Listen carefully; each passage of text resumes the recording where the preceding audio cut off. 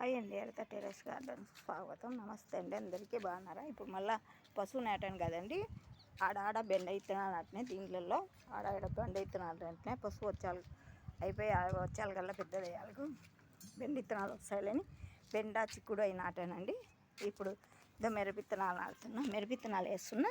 ఈ మొలకలు వచ్చినాక తీసి పక్కన నాటుకోవచ్చు. ఇలా అన్నీ వాళ్ళు వేసినాయి. ఇది ఆకుకూరలు వేసినాయి అండి. సైడ్ అంతా ఆకుకూరలు వేసినాయి, చుట్టూ ఆకుకూరలు వేసి పెట్టినాయి. ఆకుకూరలు వచ్చాయి. ఇంకా కొన్ని ఆకుకూరలు వేసినాయి. కొయిటాకు ఇట్లా రకాలన్నీ వేసి పెట్టినాయి. మేము కొయిటాకు అంటాములేండి. అవన్నీ ఆకుకూరలు వేసి పెట్టినాయి. దీంట్లో అంతా మిరపిత్తనాలు వేస్తున్నాండి. కొన్ని మిరపిత్తనాలు అంటే ఏం కొనుక్కరాలేదండి, మన ఇంట్లో ఒట్టి మిరప దాంట్లో తీసి వేస్తున్నాను అంతే. సరేనా అండి? ఆడకొన్ని వేసినాయి. పైలాగైతే మా ఇంట్లో బాగుంటుంది. ఇది దండిగా ఉంటుంది.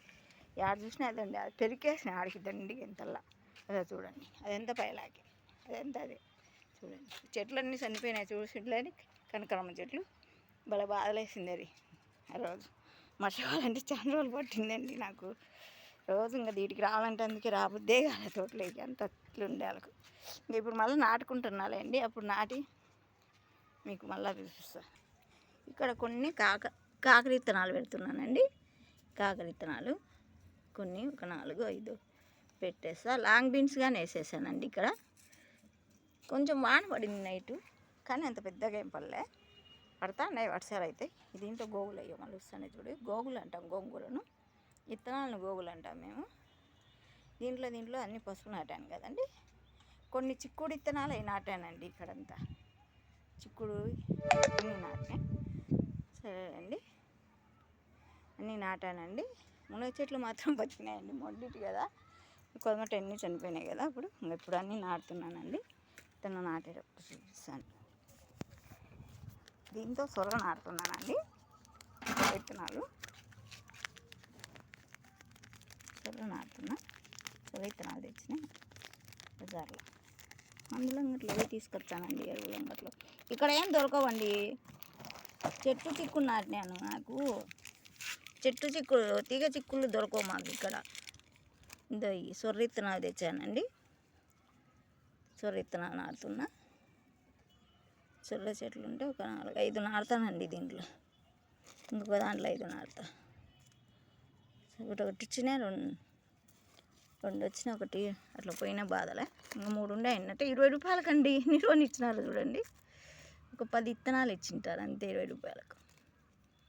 పశువు అండి ఇది. ఇట్లా పోతే ఎట్లని లేదు, ముందే అంతా పోయిందండి పశువు. మాది ఎట్లా పోయిందో అర్థం కావట్లే. చూడండి, నీళ్ళు పడతాండి. ఇప్పుడు వేసిన మోటార్ వేసిన నీళ్ళు పడతా. సొర చెట్లు కొన్ని ఇక్కడ నాటుతానండి.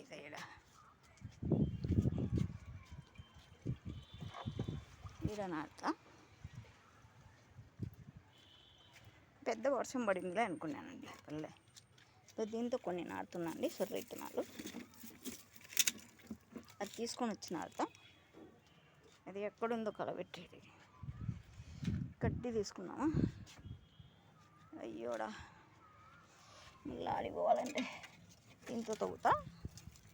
కట్టెపుల్లతో గట్టిగా ఉందండి. అట్లుంటే తల్లి ఓరు నిండింది ట్యాంక్. ఇది ఒకటి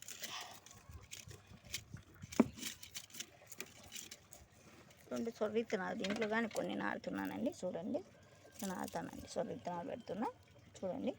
ఇట్లా నాటేస్తా. ఈడ ఒక 3 నాటుతున్నా. ఇది గట్టిగా ఉందండి మా మట్టి. ఈడ నాటానండి 3. ఇంకో 3 ఉండే, ఇంకో దాంట్లో నాటుతానండి. ఇంకో 4 ఉండే.